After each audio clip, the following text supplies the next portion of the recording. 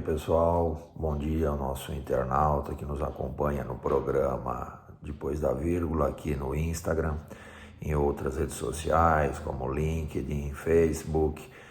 Enfim, pessoal, eu estou aqui hoje nesse encontro, mais um daqueles rápidos encontros para repercutir, obviamente, um fato político, coisa que eu não gosto muito de fazer aqui no nosso canal, mas está dentro do campo de conflitos e, mais uma vez, temos a figura do governo central envolvida diretamente nesse problema. Na semana que terminou agora, tivemos aí, na semana passada, a substituição do ministro Mandetta, da Saúde, e agora a saída do agora ex-ministro Sérgio Moro. Bom, o que a gente precisa entender rapidamente duas coisas. Primeiro, porque para o Moro, tudo o que aconteceu, isso está público aí em todos os canais, em todos os meios de imprensa. Para o Moro foi um movimento de risco largar sua carreira, né? Sua carreira no magistrado para trabalhar com o então presidente Jair Bolsonaro. Avaliando todos os riscos, todas as situações, envolvimento com família, pessoas dando opinião e o ego enorme, né, das pessoas envolvidas.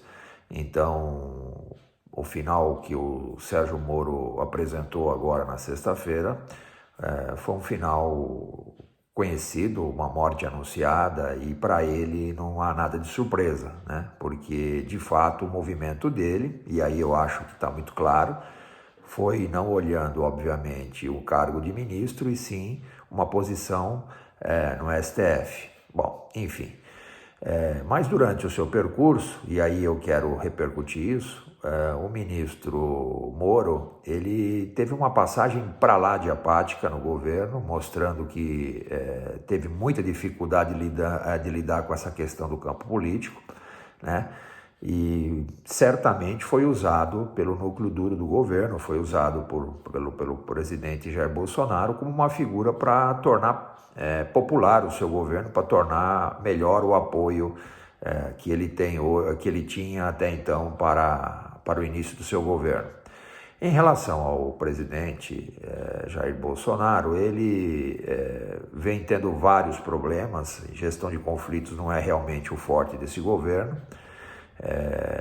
Ele já criou vários problemas com pessoas que se destacam mais que ele, começou pelo Guedes, ele esfriou o Guedes, depois o Sérgio Moro, e aí ele esfriou o Sérgio Moro. Vamos dar alguns exemplos rápidos para a gente não se estender.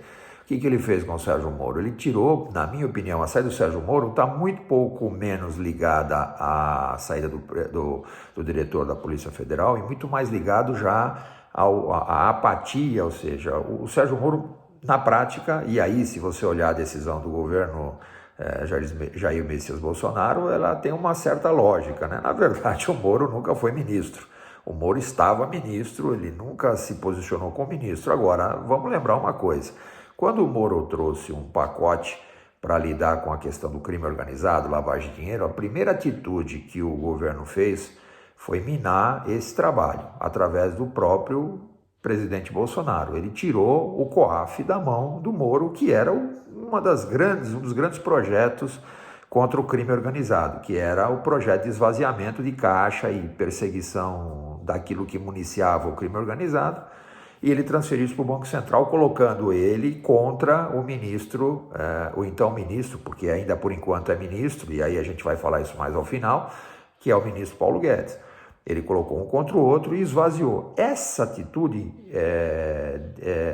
na verdade, minou muito o Sérgio Moro. Então, o Sérgio Moro não digeriu bem isso e, ao longo desse processo, foram havendo várias situações inequívocas de relacionamento desconexo.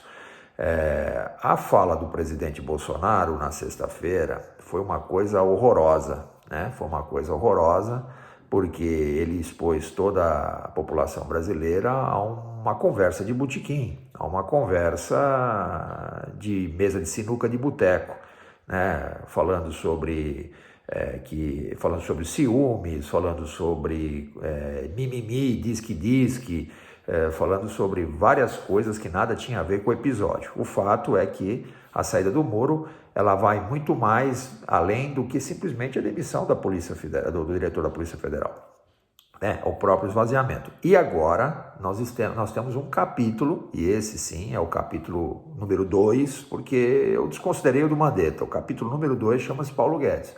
Paulo Guedes deu sorte do coronavírus, entre aspas, que o coronavírus salvou a pele dele, porque os resultados apresentados até então pelo Paulo Guedes é horroroso. É outro cara, é outro sujeito dentro do governo Bolsonaro que está com uma enorme dificuldade de mostrar trabalho, em função, obviamente, desse relacionamento político, das forças, entre aspas, ocultas. E o Paulo Guedes é visivelmente contra alguns movimentos populares do presidente Jair Messias Bolsonaro em relação ao trâmite do caixa do governo. E isso tem hora para acabar. Talvez o Paulo Guedes está tentando, e aí por um acordo costurado internamente lá dentro do Palácio do Planalto, está tentando se segurar, mas esse certamente é um fortíssimo candidato a descer do trem, né? O primeiro a descer do trem foi Mandetta, o segundo a descer do trem foi o Moro, e o terceiro a descer do trem certamente está sendo fortemente cotado para ser o Paulo Guedes. Qual é a grande questão que nós temos aqui? O grande problema que nós estamos discutindo aqui é o objetivo dessas pessoas dentro do governo. Então é muito importante a gente entender que nesse momento, com esses movimentos, o Jair Messias Bolsonaro, o governo Bolsonaro, ele abre espaço para a farra do boi de cargos, a farra do boi, vai acontecer a farra do boi, troca de cargos, troca de interesses, e certamente há dois caminhos, e aí o ex-presidente Fernando Henrique Cardoso foi muito lúcido, há dois caminhos a seguir aí. Ou realmente o processo de impeachment do presidente vai ganhar força e ele ficará isolado, ou, como uma segunda hipótese, ele vai aderir ao que muitos que o colocaram lá não concordam com isso. Ok, pessoal? Só para fazer um contraponto, ok? Espero que vocês tenham um ótimo dia e até o nosso próximo encontro. Tchau!